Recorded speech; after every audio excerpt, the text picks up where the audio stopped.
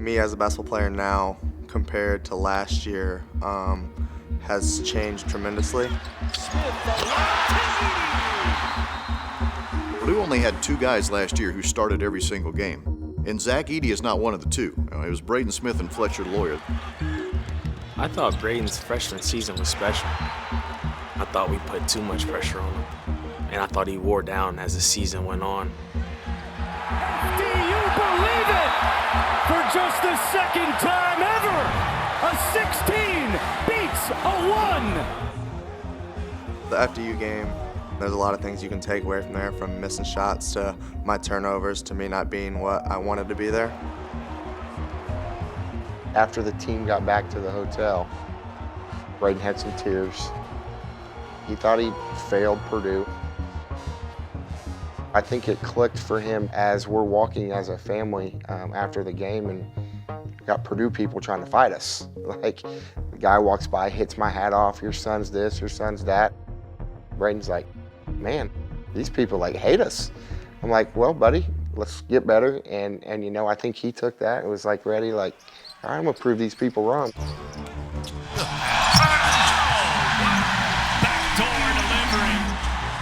I think proving people wrong is kind of my life story.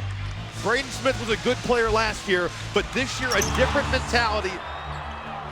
People are saying in the preseason, like, oh, Purdue is like point guard's a weakness, blah, blah, blah, blah, blah, blah.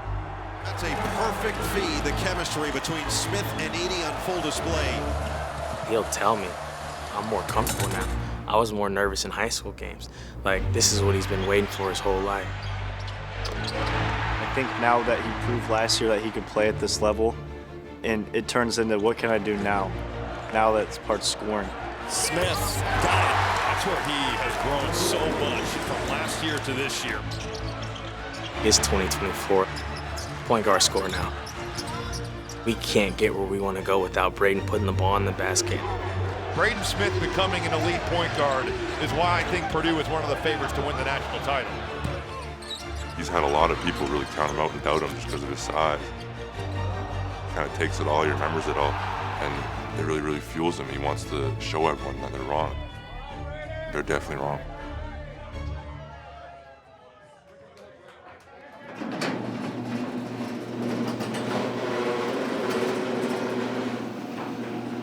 The garage is actually the nickname of it. I hated it. It was terrible. Sweaty, cold some days. Like, it was just a terrible, terrible time. We always ask him what his goals were, like, and when you tell us what they are, like, we're gonna do whatever we can do to try to help you achieve them. He said, you know, I wanna play basketball at the highest level possible. I wanna play Division I basketball, and I wanna play for a team that can compete for a national tournament. If this is what you wanna do, like, this is the kind of time you're gonna have to put in, and then you're gonna have to work on your body. Fortunately for us, we were blessed with Tavio right under our nose. When he first started working out, obviously it was at the high school in the weight room there. And then COVID hit, so everything was shut down. I went back and forth about would it be okay situation to just open up my garage, and I knew I had weights there and enough for athletes to come over and train. Come on. In terms of weight, he wanted to gain 50 pounds or more. Good. He wanted to increase his speed, increase his vertical jump. I outlined to him how hard it was going to be to get from point A to point B. Get close to him. Get up. I came in at like 130, and I left, I think, by about 170, 175 in that 4-month span. It was a huge change. Like, it was just all muscle. The diet was the biggest thing. Like, I'd get 8,000 calories in a day. That alone was a process. I mean, I spent more time cooking and making protein shakes and milkshakes and eggs, and I mean, I felt like all I was doing was feeding him. I'm not sure his body would have been what it was if it wasn't for that time period of him just working so hard.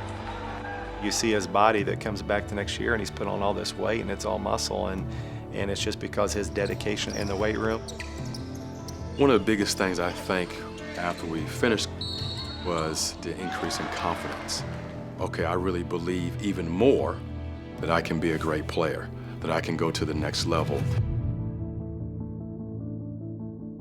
He always pushed me, and like I think he saw something in me at an early age that like I wasn't gonna quit, and like I wanted to work hard and I wanted to be great.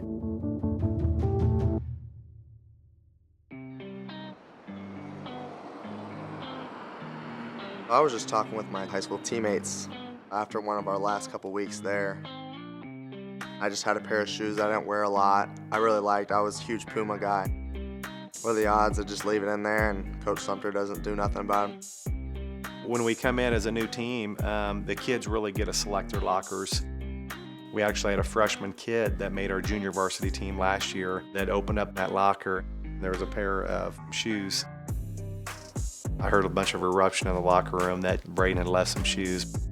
I knew nothing about it. Coach Sumter, he sends texts like, you guys know about this? We're like, no.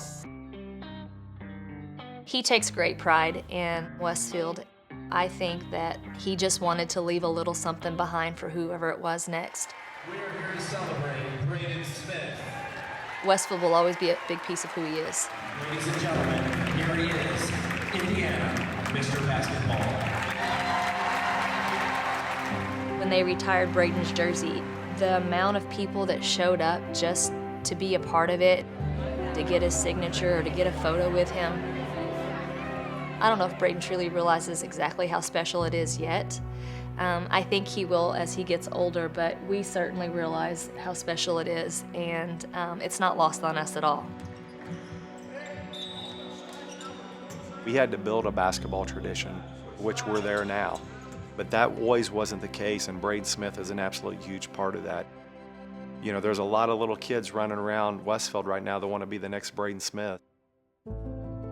I just think having people that kind of look up to you and see, like, understand, like, what you've done to get to where you are, just kind of makes me feel good on the inside just because I'm like, well, like, I don't go unrecognized, but, like, at the same time, they understand what I did. And I think I left a good impact there. And it honestly just is a motivation for kids there that they understand that they have the opportunity to.